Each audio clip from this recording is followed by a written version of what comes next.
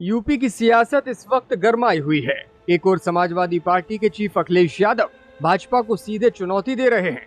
कह रहे हैं कि उत्तर प्रदेश में जल्दी चुनाव होगा और समाजवादी पार्टी सत्ता में वापस आएगी। वहीं दूसरी ओर उनकी भंडारा पॉलिटिक्स भी आज चर्चाओं में है। सपा मुख्यालय पर आयोजित कार्यक्रम में उन्होंने कुछ बड़े ऐलान किए, साथ ही साथ चुनावी तैयारियों पर भी बातचीत की। तमाम राजनीतिक हलचलों के बीच सोशल मीडिया पर अखिलेश यादव और बॉलीवुड की एक पूर्व अभिनेत्री के नाम पर पुरानी अफवाहें फिर से उछाली जा रही हैं। आज की इस स्पेशल रिपोर्ट में हम इन तमाम खबरों का पूरा विश्लेषण करेंगे। भंडारा पॉलिटिक्स से लेकर राम मंदिर पर दिए गए बड़े बयान और सोशल मीडिया के वायरल दावे की हकीकत पर बात करेंगे। आप अंत तक वीडियो में हमारे साथ बने रहिए।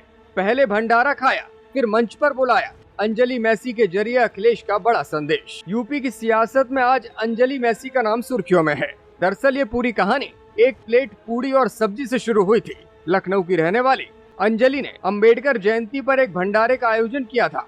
वहां से गुजर रहे अखिलेश यादव को उन्होंने रोका और बड़े चाव से प्रसाद खिलाया। इस घटनाक्रम के बाद अंजलि ने आरोप लगाया कि अखिलेश यादव को भंडारे की पूड़ी और सब्जी खिलाने के अगले ही दिन भारतीय जनता पार्टी के सरकार के दबाव में उनके पिता, जो कि छावनी परिषद में सुपरवाइजर थे, उनका डिमोशन कर दिया गया और उन्हें सफाई कर्मचारी बना दिया गया। अखिलेश यादव भी अब इस मौके को हाथ से जाने नहीं देना चाहते। यही वजह है उन्होंने न सिर्फ अंजलि के परिवार को न्याय दिलाने का वायदा किया, बल्कि अपने जन्म दिवस के मौके पर अंजलि को अपने मंच पर बुलाया, समाजवादी पार्टी के नए ऐप का ऐलान किया और पहला डिजिटल मेंबर भी अंजलि को बना दिया। इस पूरे घटनाक्रम के बाद कयास लगाए जा रहे हैं कि विधानसभा चुनावों में अंजलि मैसी को समाजवादी पार्टी अपना प्रत्याशी बना सकती है। अखिलेश यादव ग्राउंड लेवल पर यह संदेश देना चाहते हैं कि जो भी उनके साथ खड़ा होगा, समाजवादी पार्टी भी उस व्यक्ति के साथ मजबूती से खड़ी रहेगी। सितंबर में चुनाव कराओ, राम मंदिर दान चोरी मामले पर अखिलेश का तीखा हमला।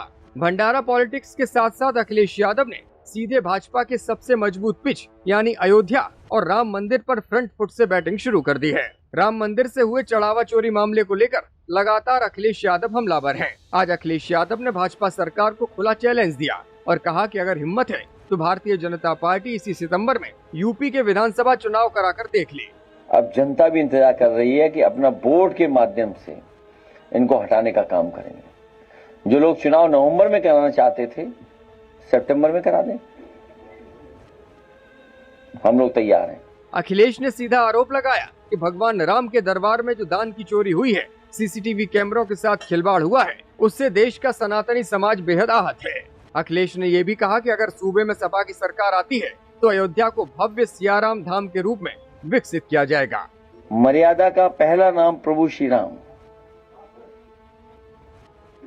और दूसरा नाम संविधान। आस्था, मर्यादा और श्रद्धा से खिलवाड़ की है और अब संविधान और लोकतंत्र से भी सरकार खिलवाड़ करने की तैयारी कर रही है। जो बात बोर्ड से नहीं बनी वो सांसदों को डरा के धमका के बता रहे हैं। चलिए अब बात करते हैं उस खबर की जो कल से लगातार सोशल मीडिया पर शरारती तत्वों द्वारा फिर से छोड़ी जा रही है।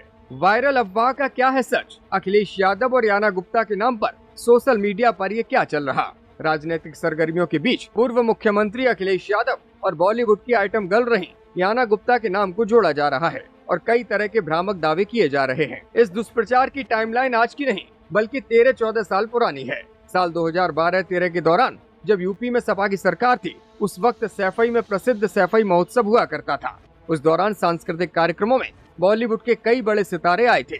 उसी वक्त याना गुप्ता ने भी स्टेज पर परफॉर्मेंस दी गई थी। उसी वक्त की पुरानी तस्वीर को अखिलेश यादव के साथ जोड़कर गलत संदर्भ के साथ अब वायरल करने की कोशिश की जा रही है। तस्वीरों को साझा करते हुए कई मनगढ़ंत कहानियां भी बताई जा रही हैं और कहा जा रहा है कि याना गुप्ता विदेश में है और अखिलेश यादव की संपत्ति पर ऐश कर रहे हैं। इस वायरल दावे में रत्ती भर भी सच्चाई नहीं है। अखिलेश यादव और याना गुप्ता के बीच किसी भी तरह के व्यक्तिगत जुड़ाव की कोई आधिकारिक रिपोर्ट या सबूत नहीं है।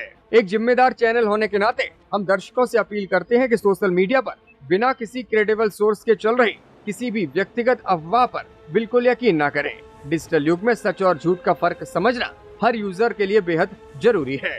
अखिलेश यादव ने आज की प्रेस वार्ता में भारतीय जनता पार्टी को लेकर बड़ा दावा भी किया। उन्होंने कहा कि इस बार भारतीय जनता पार्टी को न चंदा मिलने जा रहा है, न दान, न चढ़ावा और न ही वोट। इस बार भारतीय जनता पार्टी को न चंदा मिलने जा रहा है, न भारतीय जनता पार्टी को दान मिलने जा रहा है, न चढ़ावा मिलने जा रहा है और न वोट मिलने जा रहा है। देश के प्रधानमंत्री से भी अखिलेश यादव ने सवाल पूछा। उन्होंने कहा कि प्रधानमंत्री जी बुंदेलखंड एक्सप्रेसवे का उद्घाटन करने गए थे और वो दूसरे ही दिन ढह गया था। भारतीय जनता पार्टी के लोग क्वालिटी से कॉम्प्रोमाइज करते हैं। देश के प्रधानमंत्री जी जब बुंदेलखंड का उद्घाटन करके गए थे, दूसरे दिन ही वो बुंदेलखंड एक्सप्रेस ढह गया था। और गंगा एक्सप्रेसवे में भी आपने देखा होगा कई जगह कमियां बहुत बड़े पैमाने पे दिखाई दे रही हैं। और ये जो दो प्रदेशों को और महत्वपूर्ण एक्सप्रेसवे जो बना है दिल्ली से देहरादून, उसमें दिखने को आया कई गड्ढे हो गए, सुरक्षित नहीं है एक्सप्रेसवे।